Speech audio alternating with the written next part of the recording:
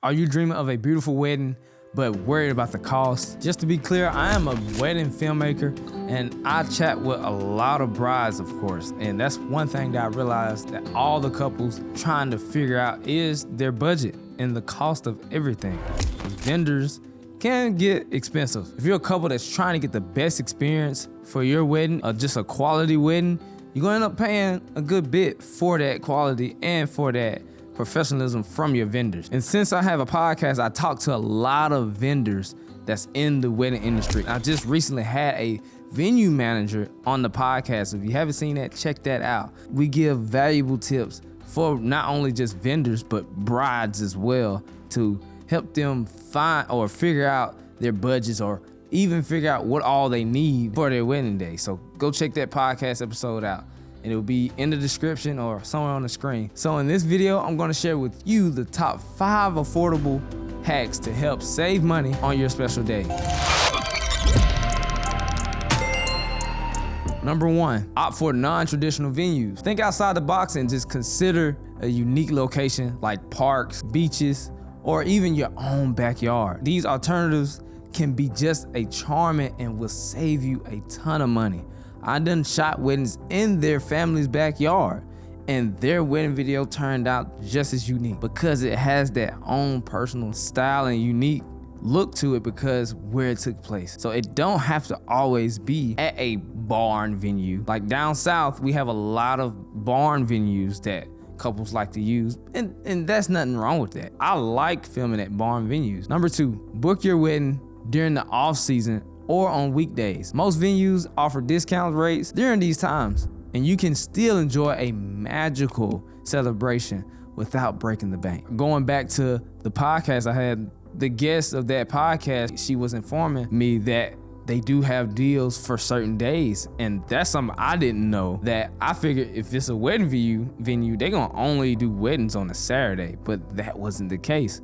So you just have to ask or come at a certain time of the year to find out those discounts, because sometimes they do give out discounts for certain things. You just have to go and reach out. That's gonna be the best thing to do if you're on a budget. Number 3, negotiate prices with the venue. Don't be afraid to ask for a lower price or any available discounts. Inquire if they offer bundle deals that includes catering or decorations. You'll be surprised how much you can save by negotiating.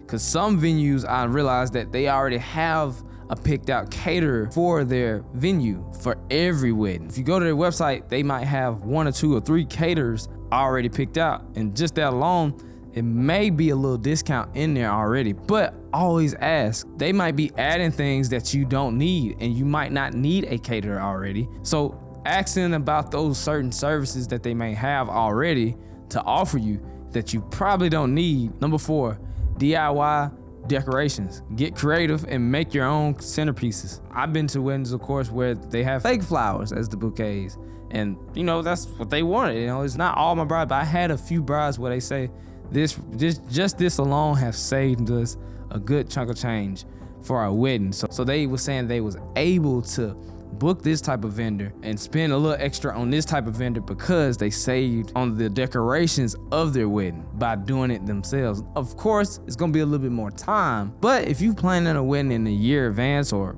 some people do it 2 years sometimes, it's some. Over time, I feel like you'll be able to do those little things on the side. The reason why that will help with the venue, because the venue may offer to decorate it themselves because they have their own props. And by using their props, of course, they can put that into the price where, okay, you need us to decorate our venue with our own props. We can charge for that. So by having your own, it can definitely be cheaper than what you expected, or have your own creations or have your own decorations for the venue. So that's something to think about. Some of the stuff you may want to just make it yourself, like the flowers or the archer, you know, things like that. So you just never know. You just have to ask and see what all they're offering to be able to say, we don't need that, we can do that ourselves. If you learning anything from this video, getting value from this video, like and subscribe to see more content just like this. Number 5, consider all-inclusive venues. These venues often include catering, decoration, and even wedding planner at a fraction of the cost. It's a fantastic way to save time and money while still having a stunning wedding. So